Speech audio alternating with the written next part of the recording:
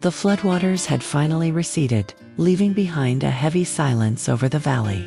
The smell of wet soil still lingered in the air, mixed with the faint scent of rotting leaves. Sam stood in her garden, her feet sinking slightly into the damp earth as she looked around at the mess the storm had left behind. The vegetable beds were destroyed, the kitchen roof half collapsed, and debris from the nearby river scattered everywhere. She took a deep breath, gripping the broom tighter in her hands. At least the sun is shining today, she whispered to herself, trying to find comfort in the warmth that touched her face.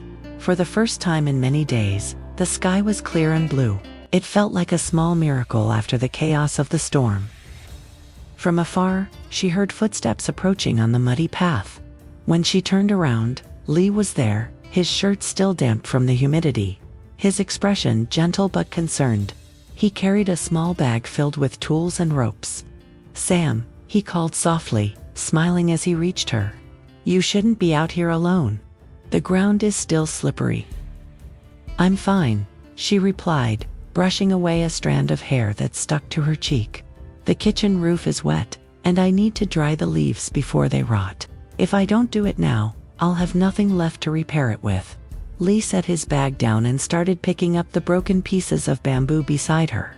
"Then let me help," he said simply. "You've been through enough already." The two worked side by side in silence for a while.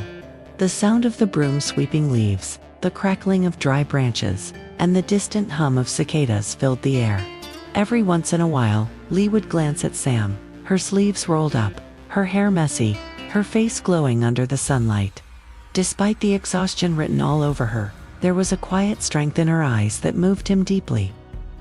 After a long while, Sam sat down on a wooden stool to rest. Ly poured her some water from his canteen. "You know," he said gently, "I was worried when I couldn't reach you after the flood. I thought you might have left." Sam smiled faintly. "Where would I go? This place is all I have." Ly looked at her for a moment, his eyes filled with something unspoken, a mix of affection and longing. "Then, maybe you shouldn't have to face it all alone anymore." She blinked, surprised by the sudden tenderness in his tone. But before she could ask what he meant, the wind picked up, shaking the banana leaves above them. A few drops of rain began to fall again. Sam sighed, rushing to collect the leaves she had just dried. Ly grabbed a few and helped her cover the pile. "The weather's still so unpredictable," she said, looking up at the gray clouds returning. "Maybe the storm hasn't completely passed," Ly murmured, "but when it does, I'll make sure your life won't be as hard as it's been, Sam." She looked at him, truly looked at him this time, and in that brief silence between thunder and wind, something in her heart stirred. The flood had taken away her garden, her peace, and almost her hope. But standing there beside Ly, she felt the faint spark of something she hadn't dared to feel in a long time: warmth, safety, and maybe love. The following days brought sunlight, long, golden afternoons that slowly dried the earth and washed away the smell of mud and decay. Sam woke up early every morning, sweeping the yard and collecting the fallen branches that still covered the ground. The rhythm of her days returned, but this time, she wasn't alone. Every dawn, before the mist had even lifted from the hills, Ly would arrive. Sometimes he came with a hammer and nails, other times with a small bundle of food, sticky rice wrapped in banana leaves, or grilled corn he roasted himself. He never said much about it, but Sam could tell, he simply wanted to be near her. One morning, while fixing the broken bamboo fence, Sam looked at Ly and smiled faintly. "You come here every day," she said softly. "Aren't you tired?" Ly looked up from his work, his hands covered in dust. "Tired, maybe a little. But I feel better here than anywhere else." Sam lowered her gaze, pretending to focus on tying the rope, but her lips curved into a shy smile. The silence between them wasn't awkward, it was peaceful, like the quiet hum of the countryside after a storm. By noon, the sun was high, and the scent of fresh earth filled the air. Ly wiped the sweat from his forehead and stood beside Sam, looking at the small house they had managed to fix together. The new kitchen roof, built with dried palm leaves, stood neatly above the wooden frame. It wasn't perfect, but it was warm, and it was theirs, a symbol of resilience. "You see," Ly said proudly. "Your kitchen looks much better now. I told you I'd help you fix everything." Sam nodded, a sparkle of gratitude in her eyes. "Thank you, Ly. I don't know how I could have done all this without you." "You don't have to thank me," he replied. "You just have to promise me one thing." She tilted her head curiously. "Promise you what?" "That you'll stop carrying everything alone." His words struck something deep inside her. For years, Sam had been used to enduring things quietly: storms, loneliness, fear. But now, under the sunlight, and beside someone who truly cared, she felt her heart soften. As the afternoon faded into dusk, the two sat under the old guava tree in the garden. Ly handed her a small jar filled with the fruit tea she had once made for him. "I kept the recipe," he said with a grin. "Every time I drink it, I remember your smile." Sam laughed softly, shaking her head. "You're impossible." But her laughter faded when she noticed the way Ly was looking at her, steady, sincere, and full of something she couldn't quite name. The air grew quiet again. The sound of crickets began to rise, and somewhere far away, a dog barked. Ly took a deep breath. "Sam, when the flood came, I was terrified I'd lose you. Not just your house or your garden, you." Her heart skipped a beat. She didn't know what to say, so she stayed silent, her eyes glistening in the fading light. "I've spent so much of my life building things," he continued, his voice low and trembling slightly. "But none of them mattered until I started building this place with you. I don't know what the future holds. Maybe another storm, maybe another flood, but I know one thing for sure." He paused, his gaze fixed on her. "I don't want to face any of it without you." Sam looked down at her hands, her throat tightening. For the first time since the storm, tears filled her eyes, not from pain, but from something warmer, gentler. The evening breeze brushed her hair as she whispered, "Ly, I don't know what to say." "Then don't," he said softly. "Just stay." The sun dipped below the horizon, painting the sky in shades of gold and pink. And there, amid the ruins and rebirth of a small countryside farm, two hearts quietly found their beginning. Days turned into weeks. The flood was now just a memory, whispered by the wind and the quiet flow of the river that had once raged through their lives. To Sam's little home stood proudly again, its walls repainted, the roof solid, the small garden alive with green shoots sprouting through the soil. Life was coming back, and so was hope. Ly had kept his word. He visited every day, helping with the rebuilding, bringing seeds for the garden, and sometimes staying late just to talk beneath the lantern light. The bond between them grew naturally, like vines wrapping around an old wooden fence, steady, unhurried, but deeply rooted. That afternoon, the air was soft and golden. Sam was watering the new vegetable beds while Ly repaired the fence one last time. A calm silence settled between them, broken only by the gentle splashing of water and the chirping of birds. When she turned to put away the watering can, she saw Ly standing there, wiping his hands on a cloth, a small smile on his face. "Everything's finally back to normal," he said quietly. Sam looked around the house, the garden, the sunlight on the hill.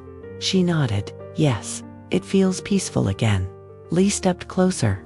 "Do you know what I realized after all this?" She tilted her head slightly, curious. "What?" "That peace doesn't come from the house, or the garden. It comes from the person who waits for you there." Her heart fluttered. "Ly." He reached into his pocket, pulling out a small wooden box, handmade, its corners a little uneven, the lid carved with tiny flower patterns. Sam blinked in surprise, her breath catching as he opened it. Inside was a simple silver ring, its surface reflecting the faint rays of sunset. "I made this myself," he said, almost shyly. "It's not perfect, but it's from my heart." Sam covered her mouth, tears glistening in her eyes. "Ly, what are you?" He knelt down in the soft earth, his voice trembling slightly as he spoke. "To Sam, after the flood, I thought I'd lost everything that mattered. but standing beside you, rebuilding, laughing, sharing these quiet moments, I realized that what I truly want isn't a house or success. It's a life with you. Will you marry me? The world seemed to still. The river hummed softly in the distance, and the evening light wrapped around them like a tender embrace. Sam's hands trembled as she stared at the man in front of her, the man who had carried her through the storm, not just with his strength, but with his kindness. She took a deep breath, her voice barely a whisper. Ly, I don't know if I deserve this kind of happiness, but when I'm with you, I feel safe. I feel home. Ly smiled, his eyes shining. Then say yes, and let's build that home together. For a long moment, Sam said nothing. Then, slowly, she nodded. Yes, I will. Ly stood, slipping the ring gently onto her finger. It was a perfect fit. He pulled her into his arms, holding her close as the first stars began to appear above them. The world smelled of rain and soil, of renewal and beginnings. For the first time since the storm, Sam didn't feel alone. She felt the steady heartbeat against her cheek, the promise of a new life, built not from fear, but from love. And as the night settled over the quiet countryside, the sound of laughter mingled with the whisper of the wind, two souls, finally finding peace after the flood. The wedding day was near, yet a storm brewed again this time, not from the sky but from people's hearts. Sam's mother fell ill, and Ly rushed to help, staying by her side day and night. Seeing his kindness, the mother's doubt slowly faded. But just when peace seemed certain, news arrived that Ly had been offered a job abroad, one that could change his life forever. The thought of leaving Sam tore him apart. One evening, under the same banyan tree where he once proposed, Ly held her hands. If I go, he whispered, will you wait for me? Sam smiled through tears. If love can survive the flood, it can survive distance too.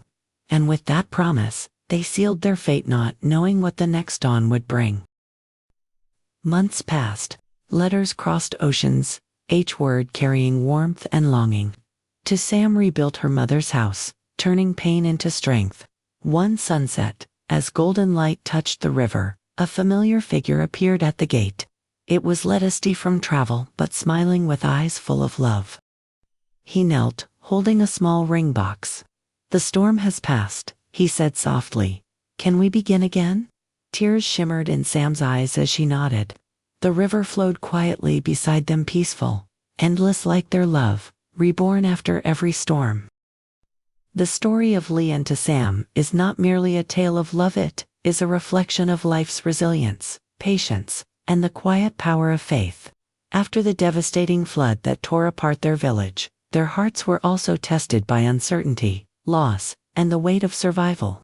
Yet amid ruins and fear, they chose to rebuild not just their homes, but their belief in one another. One of the deepest lessons we learn from their journey is that love cannot truly flourish without understanding and perseverance. When Sam's family doubted Ly's intentions, he did not turn away in anger. Instead, he stayed, proving his devotion through care and sincerity. In moments when distance threatened their bond, both held on to the promise that genuine love can outlast time and hardship. Life often brings storms, sometimes in the form of disasters, sometimes as emotional struggles that shake our hearts. But just as the floodwaters eventually receded, the pain in our lives also passes if we have the courage to wait, to hope, and to rebuild. The key lies not in escaping difficulties, but in learning to rise above them with compassion. Sam's quiet strength teaches us that healing begins when we stop seeing ourselves as victims and start embracing the beauty of survival. Ly's loyalty reminds us that real love is not about grand gestures, but about staying when it's hardest to stay. Together, they show that love, when nurtured by kindness and trust, becomes a force stronger than any storm. In the end, after the storm is a story about rebirth, of hearts, of homes, and of dreams. It reminds us that every ending carries the seed of a new beginning, and that true happiness often arrives not when life is perfect, but when we learn to find peace in the imperfections.